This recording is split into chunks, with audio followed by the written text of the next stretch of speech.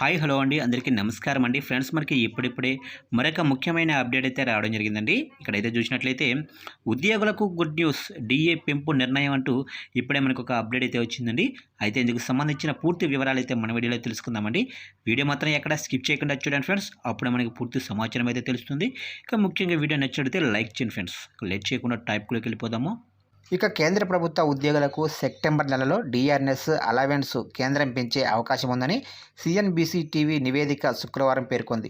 ఈసారి దాదాపు 3% పెరగవచ్చని తెలుస్తుంది. దీంతో డిఏ 53%కి చేరుకుంటుంది. ఇక ఇప్పటి వరకు ఇది 50%గా ఉంది.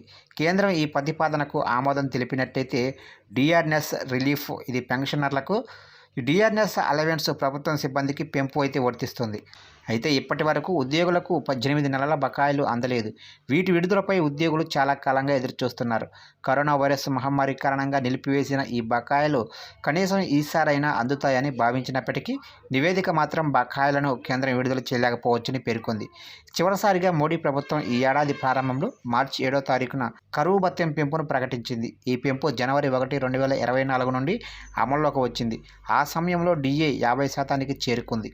ఇక డిఆర్ పెంపు అనేది ఏడాదిలో 2 సార్లు ఉంటుంది. ఒకటి ఏడాది ప్రారంభం జనవరిలో, రెండవది జూలై నెలలో ఉంటుంది.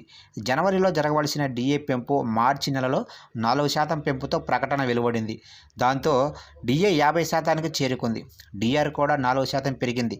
డిఏ ఇంక్రిమెంట్ మూల సంవత్సరం 2001తో వినియోగదారు ధరల సూచికను ఉపయోగించి లెక్కించారు. అయితే సెప్టెంబర్ 2020 నుండి డిఏను గణించడం కోసం ప్రభుత్వం 2016 ఆధార సంవత్సరంతో కొత్త వినియోగదారు ధర సూచికను తీసుకుంది.